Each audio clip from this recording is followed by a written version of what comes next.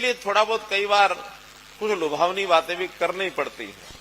तो एक सबसे पहले अपनी बात को पूरा करने से पहले एक बात अभी बता रहा हूं कि ये बसें जो जिस शहर से जब शुरू होगी, पहले 7 दिन ये बसें फ्री ऑफ कॉस्ट चलेंगी,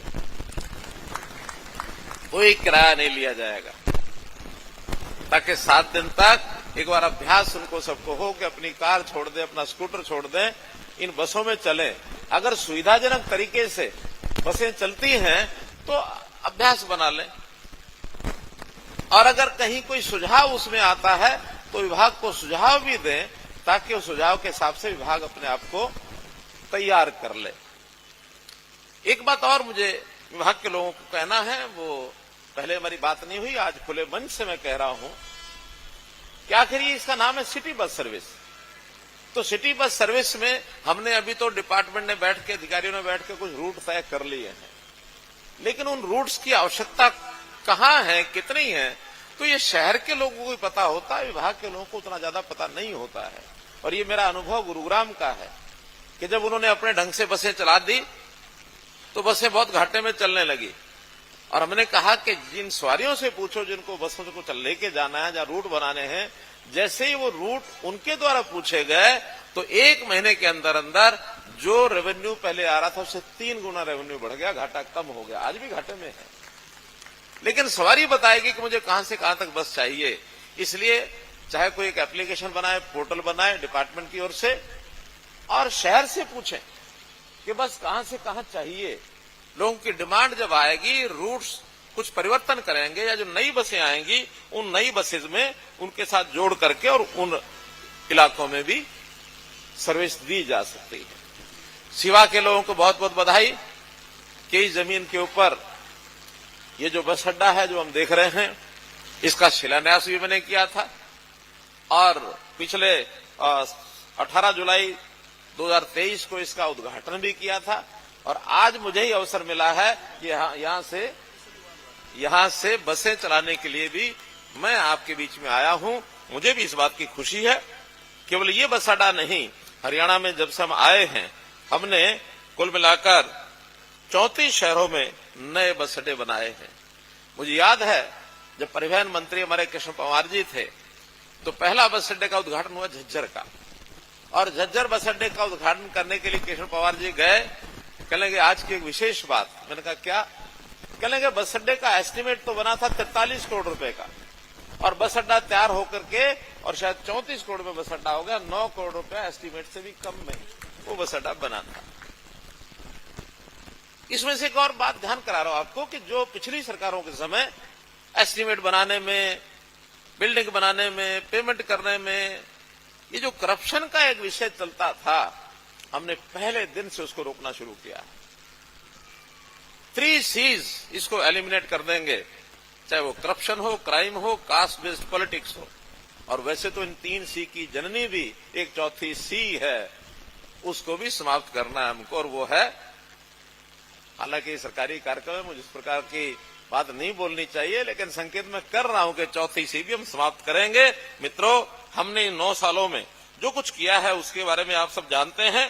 जैसा मैंने कहा कि ये हमने चाहे बस अड्डे हैं, चाहे बसें चलाने की बात कही है, और चाहे पर्यावरण प्रदूषण करने के नाते से सिटी बस सर्विस की बात मैंने की है।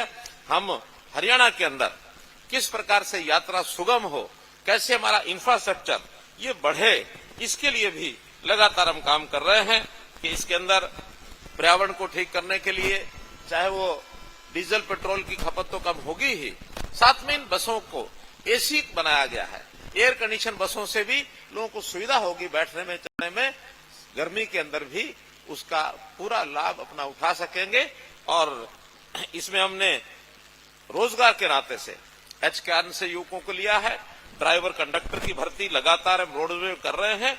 पिछले 9 साल के अंदर हमने 3,500 नए ड्राइवर कंडक्टर भर्ती किए हैं, और जहां तक HKRN का विषय है 1500 लोग उसमें ही भर्ती किए हैं। 5,000 लोगों की भर्ती ये रोडवेज के अंदर नई भर्ती हुई है, और नए जो बेड़े में बसें डाली गई हैं। आज के दिन हरियाणा जब से बना है, एवर हाईएस्ट बसों का फ्लीट ये हरियाणा रोडवेज का है, एवर हाईएस्ट। 4,651 बसें रोडवेज की अपनी बसें हैं और इसी नाते से जो किलोमीटर स्कीम 562 बसें ये इसके अलावा और चल रही हैं। तो ऐसे 5000 से ऊपर और जो इसके अलावा जो हमारी परमिट रूट की बसें हैं वो शायद 1300 वो भी हैं। तो आज हरियाणा का इतना बड़ा फ्लीट छोटे प्रदेश को देखते हुए ये देश में बाकी प्रांत भी रोडवेज अपनी चलाते हैं, लेकिन सब में प्रथम स्थान मैं कहना चाहूंगा कि हरियाणा रोडवेज को मिला हुआ है। आज अगर 4 डिपोज की बसें, 4 प्रांतों की बसें कहीं दिल्ली बस अड्डे से चलती हैं एक ही रूट के ऊपर, तो सबसे पहले जो यात्री की प्राथमिकता होती है कि हरियाणा रोडवेज की बस है उसके अंदर बैठना चाहिए। हरियाणा रोडवेज की बसें न केवल अपने प्रदेश में बल्कि दूसरे प्रांतों में भी चलती हैं लगातार। और एक जानकारी आपके लिए कि प्रतिदिन हमारी हरियाणा रोडवेज की बसों में 11 लाख यात्री ये ट्रेवल करते हैं। 11 लाख यात्री प्रतिदिन ट्रेवल करते हैं और अगर उसके निकालूं तो इनका जो किलोमीटरेज है वो भी प्रतिदिन का 11 लाख किलोमीटर बनता है। 11 लाख किलोमीटर में 11 लाख सवारियां ये ट्रेवल करती हैं, अर्थात एक बस में अगर 50 सवारियां आती हैं तो 50 सवारियां यानी 50 किलोमीटर तक 50 सवारियां चलती हैं।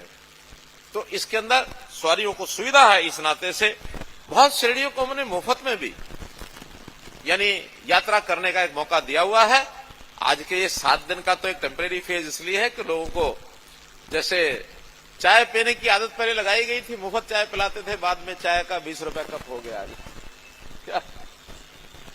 ऐसे ही इस यात्रा में आदत लगे सबको तो फिर हिसाब किताब तो हमारे नवदीप जी कर लेंगे कि कितना किराया लेना है। और कोई बहुत ज्यादा सिटी को देखते हुए जितना खर्चा अपनी गाड़ी पर आता उसके मुकाबले में तो शायद क्या रखा है 10 रुपया 15 रुपया हमने जो कुछ रेट रखे हैं 10 रुपए मिनिमम 10 रुपया है, फिर 15 रुपया 20 रुपया 25 रुपया यानी हर किलोमीटर के हिसाब से यानी ज्यादा ज्यादा 28 से 30 किलोमीटर, क्योंकि शहर के अंदर इससे ज्यादा नहीं होगा तो वो 50 रुपया मैक्सिमम 10 से लेकर 50 रुपया तक दूर की सवारियां जो है वो उसको लेंगे। हाँ वो ज्यादा पड़ता है, वो ज्यादा पड़ता है। इन वाहनों के चालन के लिए अगर मैन पावर के साथ साथ सबसे बड़ी आवश्यकता होती है अच्छी सड़कों की। तो हमने निरंतर सड़कों पर भी, ये ठीक है कोविड के दिनों में थोड़ा कठिनाई आई थी, सड़कें हमारी जितनी गति से मुरम्मत होनी चाहिए थी नहीं हो पाई थी, लेकिन अब कोविड के बाद हर क्षेत्र की जो पुरानी सड़कें हैं उसकी मुरम्मत और नई सड़कें बनाने का काम, यानी अगर मैं आंकड़ों के हिसाब से बताता हूं तो पिछले 9 साल में हमने 33,000 किलोमीटर सड़कों का सुधार किया जिस पर 20,000 करोड़ रुपया लगा। और ऐसे ही 7,000 किलोमीटर नई सड़कें बनाई है जिस पर 4,000 करोड़ रुपया लगा है।